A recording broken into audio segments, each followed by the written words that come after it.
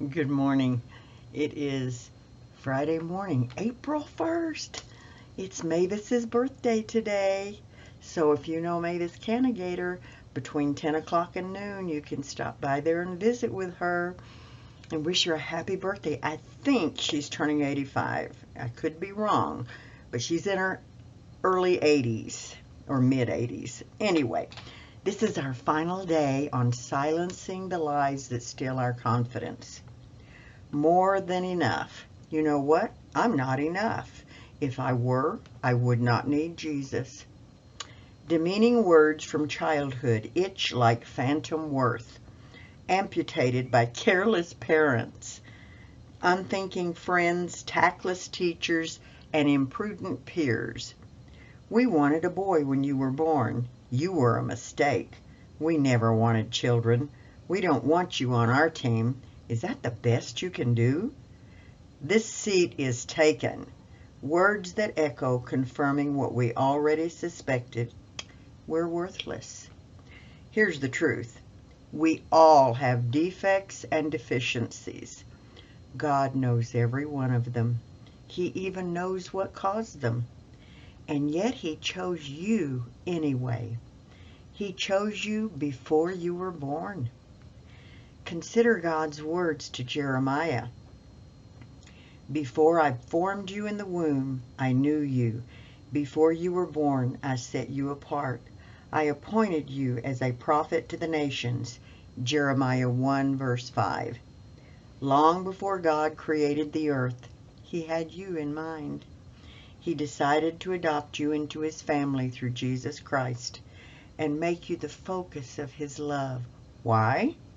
Because it gave Him pleasure to do so. Ephesians 1 verse 5.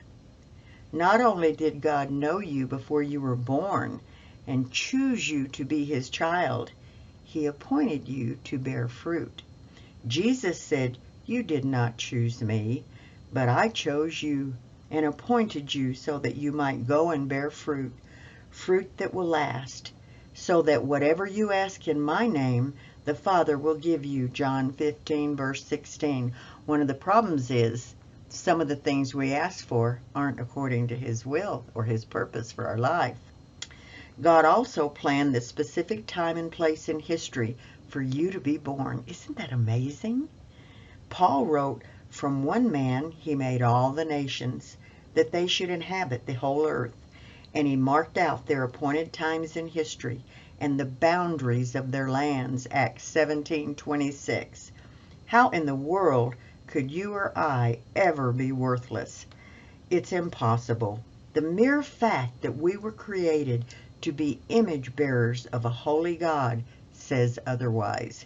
C.S. Lewis wrote in his work, The Weight of Glory, "There are no ordinary people." You have never met a mere mortal, and you are no ordinary mortal.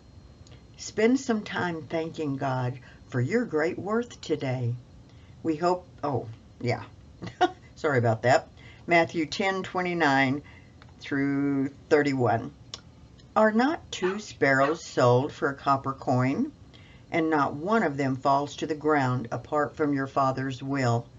But the very hairs of your head are numbered as they get fewer. Do not fear, therefore. You are of more value than many sparrows. So for today, enjoy the moisture we got. This is the day the Lord's made. Rejoice and be glad in it.